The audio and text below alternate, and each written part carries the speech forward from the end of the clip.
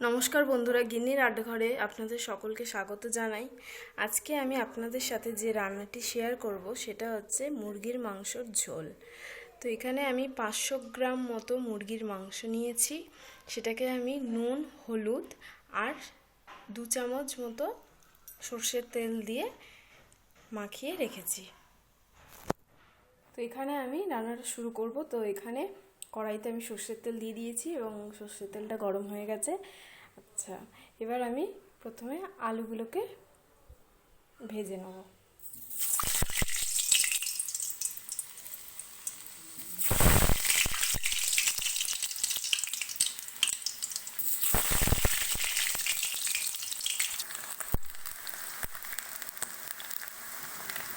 আলুগুলো আমার সব দেওয়া হয়ে গেছে।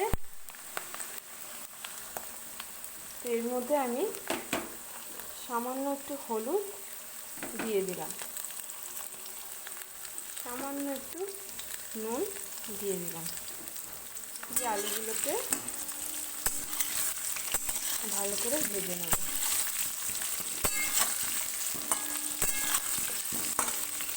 আমি আলুগুলোকে ভেজে দেখাচ্ছি।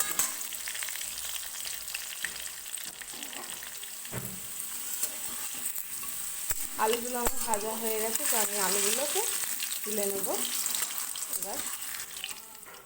তো এই আলুগুলো তোলা হয়ে গেছে।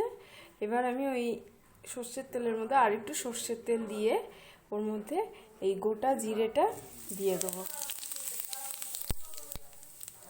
তো এবার আমি ওই তেলের মধ্যে জিরে ফোড়নের মধ্যে এই পেঁয়াজ কুচিটা দিয়ে দেবো। এখানে আমি একটা মিডিয়াম সাইজের পেঁয়াজ দিয়েছি। এবার পেঁয়াজটাকে আমি ভালো করে ভেজে নেব।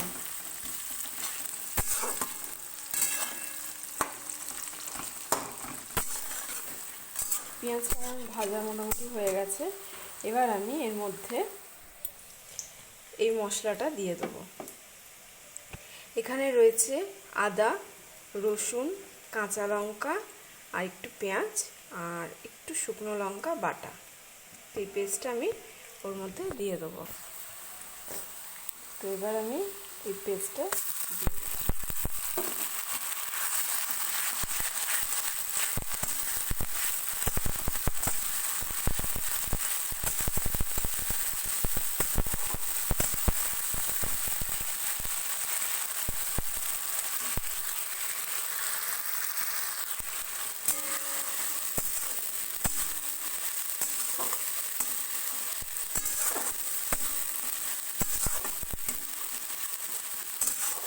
এবার এটাকে একটু ভাজা ভাজা করতে হবে।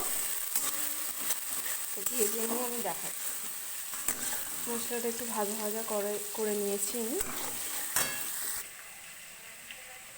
এবার এটাতে আমি এই হলুদ যেহেতু মাংসের মধ্যে আমি মাখিয়ে রেখেছি এবং আলুতেও একটু দিয়েছি, তো হলুদ বেশি লাগবে না, অল্প।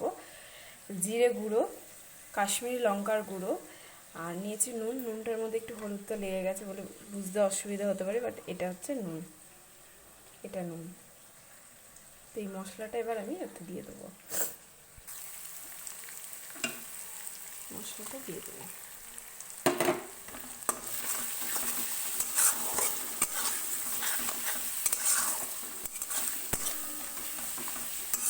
একটুখানি মশলাটাকে 1 মিনিট মতো একটু কষাতে হবে। তারপর আমি দেখাচ্ছি, কষিয়ে দেখাচ্ছি। মশলাটা একটু কষানো হয়ে গেছে। এবার আমি চিকেনটা দিয়ে দেবো।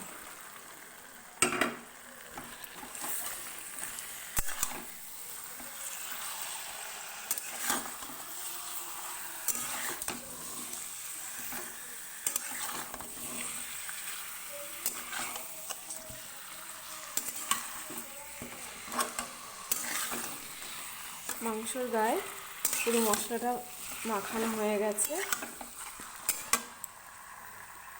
এবার আমি এখানে একটা টমেটো নিয়েছি, সেই টমেটোটা দিয়ে দিলাম।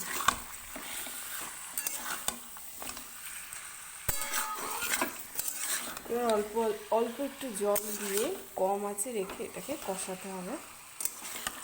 তো এবার আমি এর মধ্যে অল্প একটু জল দিয়ে দিলাম।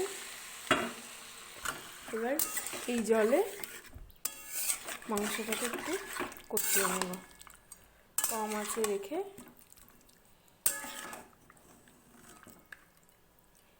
একটু কষিয়ে নেব।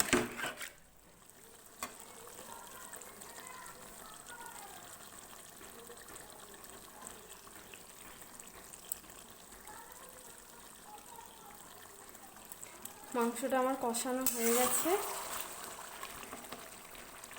মশলা দিয়ে তেল ছেড়ে দিয়েছে।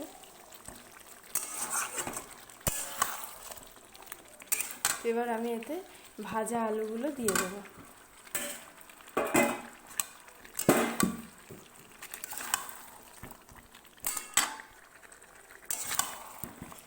এবার এটাতে আমি ভাজা আলুগুলো দিয়ে ভালো করে মশলাটার সাথে মাখিয়ে নিচ্ছি।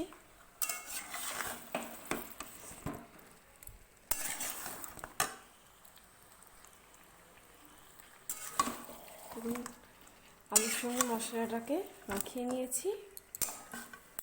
তো এবার আর কিচ্ছু বাকি নেই, এবার জল দিয়ে দেবো। যেহেতু এটা মাংসর ঝোল সেহেতু জলটা দিয়ে দিলাম।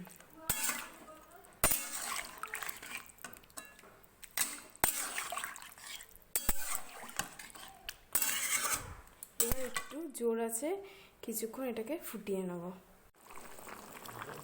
তরকারিটা দেখুন ফুটে উঠেছে। এবার এটা আমি কম আঁচে ঢেকে দেবো। ঢেকে দিলাম। এটা এবার কম আছে 6 থেকে 7 মিনিট মতো রান্না করতে হয়ে গেছে। 7 মিনিট হয়ে গেছে। তো এবার আমি ঢাকাটা সরিয়ে দেখব গলেছে কিনা। মাংস তো ভালোই গলে গেছে, আলুও গলে গেছে। তো এবার আমি এটাতে গরম মশলার গুঁড়ো দিয়ে দেবো।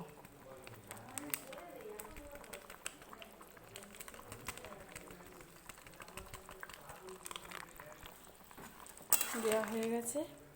এবার এটা জোর আছে একটু ফুটিয়ে নেব। ফুটিয়ে নিলেই আমার রান্নাটা কমপ্লিট। রান্নাটা আমার কমপ্লিট হয়ে গেছে। তো ভিডিওটা ভালো লাগলে লাইক করবেন, শেয়ার করবেন, সাবস্ক্রাইব করবেন, আর নেক্সট ভিডিওর নোটিফিকেশন পেতে বেল আইকন ক্লিক করবেন। Thank you.